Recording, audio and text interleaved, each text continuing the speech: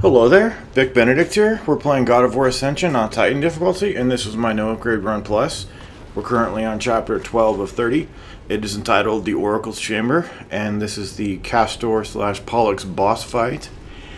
Unfortunately, I was not able to no damage this boss, and do you remember in the previous video I was talking something about that I was trying to refrain from using the Captain Planet Glitch, Shield Plume, different things like that.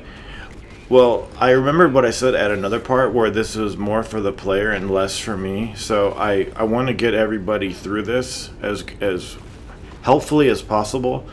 And it's not so much about me, trying to abstain through things. We can do that on another run if I do one. But this boss fight is really not that difficult until the final phase, where you just fight the Danny DeVito part of the boss. Once the main, the larger, the biped form, the one that gains his strength from the amulet, is dead. But checkpoints are given out plentifully on this fight, and I don't understand why at the end it's a two-phase part for perhaps. Well, to me, there's no perhaps about it. It's the most difficult part of the fight. Why it's a two-part phase with no checkpoint. If there had been a checkpoint, I definitely would have done a no damage, or at least try to. And I think I could have. But most of the parts on this boss fight involve some form of nonsense, like waiting for this to go happen, or waiting for you to move around on some rocks, or waiting for you to hit certain pillars that he warps to and from until you do the fight. So I said, well, I'll tolerate it as much as I possibly can, but once you get to phases 5 and 6, it turns into a much more difficult fight. Now on this first part, feel free to hit the pillars and get the rocks off those if you like. You don't really need to do that though if you have the shield plume going for you. His attack pattern is mainly a 2-hit attack, and then he does a finisher that's unblockable that you need to either iframe through like I did there, or just dodge out of the way of. That there is also unblockable. You need to watch out for that. But he has these finishers on his combos that are just utterly devastating. Here's a part that I really don't like, having to do this every time, and believe me, you do have to do this every time. Just before you start a fight that's, a section of a fight that's pretty fucking hard to begin with. But now he starts casting the amulet's slowdown circles on the ground. But notice the amount of time that he takes to recover. It's a long time, so you can definitely get in there with your shield plumes. Okay, so keep the shield.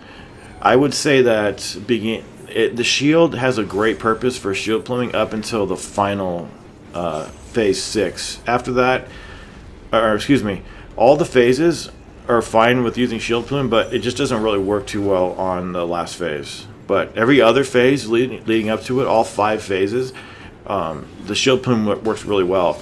So using the rocks is really good over here. Don't worry that you're about saving rocks. You don't need to save rocks. The rocks come and go, and it's not up to you what happens with them, so you might as well use them. I would not recommend using magic until the last phase, or at least phase 5. It will be the first time we've used magic in this walkthrough, but I think this fight's called for it. Okay, so he does this burst attack where he heals the surroundings, and the camera pans away. You do not need to evade that. That's blockable. See that? That's a blockable attack.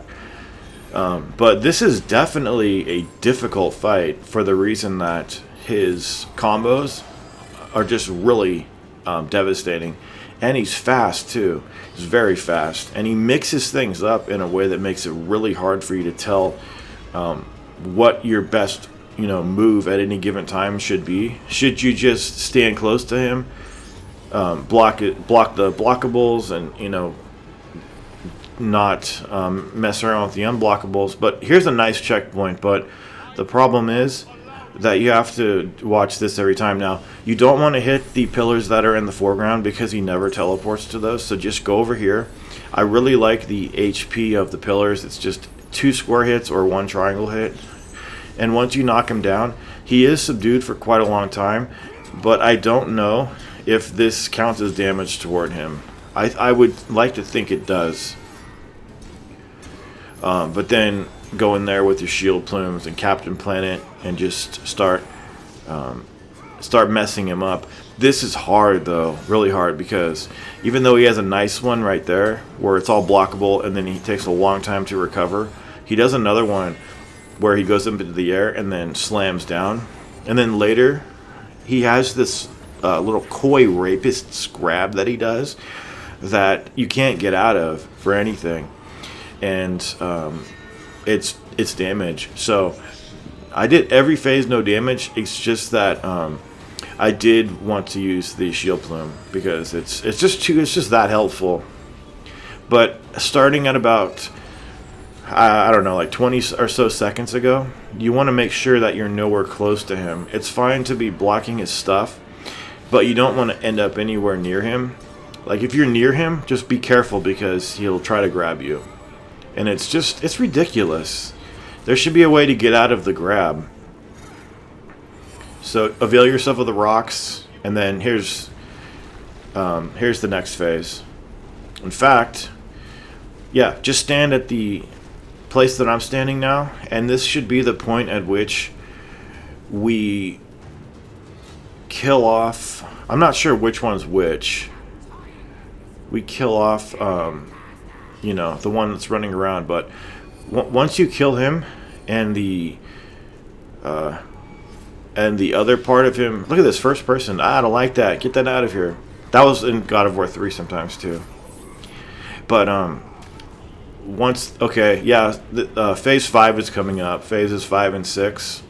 So you end up killing this guy here, but his brother is going to be the person that you have to fight now, and it's very difficult with him because remember earlier I said that this guy has a lot of heavy finishers that you can't block that are devastating. There's sometimes when his ordinary finisher is one that he starts with, so it's no longer a finisher. It's just a starting move, or it's a standalone move, and you can't block against it. So on this phase, I was able to do it no damage sometimes, but since I knew there's no checkpoint, I gave up trying to do no damage. What you want to do here is wait until he does his projectiles, and then when he raises his arm to like taunt or do whatever he's doing, that right there, go in for your shield plume. So don't stand anywhere near him because of his combos. You just don't want to mess with his melee. He's too devastating. But like I say, block. Oh, and don't stand at far range or far to medium, because he won't do that move. Where you see the move that I'm trying to get you to see, that right there is him doing nothing basically. So you have an opening to go in there and land the Captain Planet glitch as close to him as you possibly can. If you land it right on him, you're going to do him tremendous amount of damage. And you probably only have to do that about 2 times or 3 times, and then it'll transition to the final phase. I just fucking hate this. I hate this boss. But it's a great aesthetic. I love this area that you fight. The music's terrific, but I just kind of disagree about the boss. Some of his moves, and just the fact that there's no checkpoint in between this and the final phase. Right here. Okay, so when you get here, stand in the middle, keep your guard up, you won't get hit, and then you are on the final phase. Make sure you come here with as much life as you can. Now, this is basically phase 5 all over again. When he has that aura around him, you want to make sure that you throw a rock at him. And if he's off screen, just throw the rock anyway. But you need to make sure here that if you decide to use the magic, you don't want to use the magic and then have him teleport. That's that's that's a very sad thing that happened, you know, to someone playing, because it's a waste, and they could have dealt damage that might have killed him. So what I like to do is I like to get right in his face, and right when he's about to do a melee attack, I'll use magic. I don't want to risk him teleporting. Other than that, though, it's just double jumping at a pace. So it's not just a standalone double jump. It's running forward and then double jumping over those projectiles, hitting him a couple of times, and then backing the fuck off, because you don't want to get caught in his attacks. So here's 1, 2. You also get iframes about 90% of the time when you're throwing the rocks. There's one occasion, there's a rare something that he does. I was looking in Big V's write-up, but it was several days ago, and I can't remember what it was that was hitting him through the iframes that you get with the rock. So I can look and then come back and talk about it in the next video. But right now I just can't remember off the top of my head what it was. So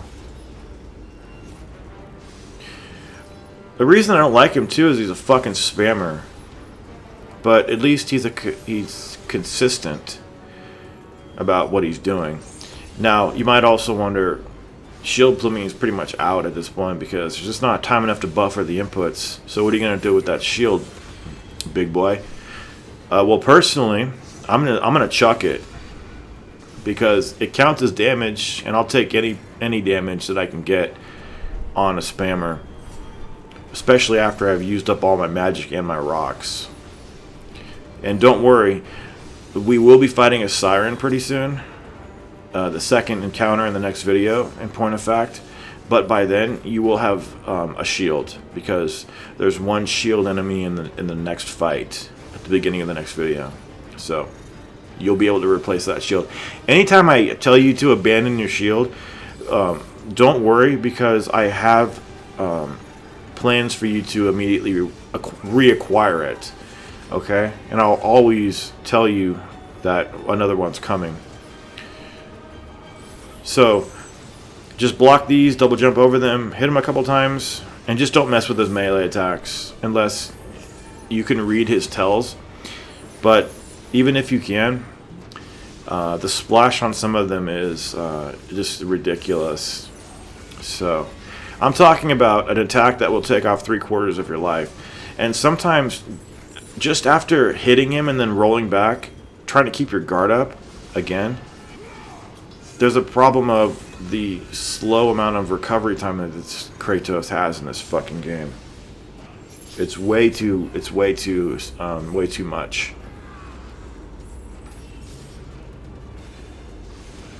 I must have chucked my shield. I was looking away from my desk. Chuck my shield. That's pretty much, if you see me throwing a shield to get chip damage, you know I'm desperate.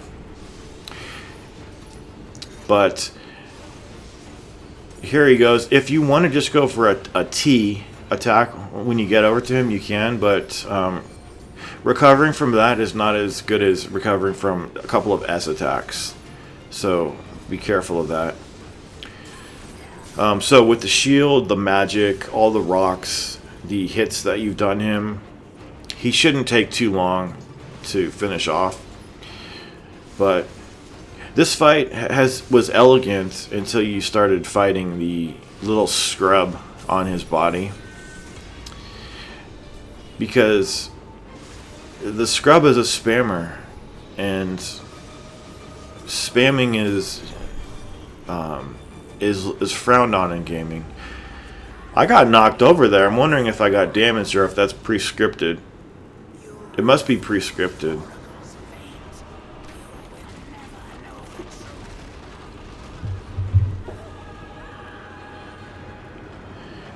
Anyway, all you need to do now is approach him and hit him. And there's some quick time events, I think. But the overall look of this fight, how things slow down like this type of stuff, I think this is brilliantly done. But it would be really nice to get a 60 FPS version of this game. I was on Digital Foundry, and they were talking that this game was in the 40s, admittedly low 40s, but I thought that was better than I expected. I thought it was in 30. So it's somewhere between 30 and 40, I guess. I don't know. But see, there's not that many problems about the game dipping up and down and the frame pacing being all over the place, like in God of War 2018, where you just wanted to kill yourself when you saw that kind of stuff. With this game, it's a whatever it is, even if it's 40, just say it's 40. It's a steady 40, and you don't ever see any dipping of any kind, which is nice. Okay, that has been Chapter 12. I will see you in 13. Please take care.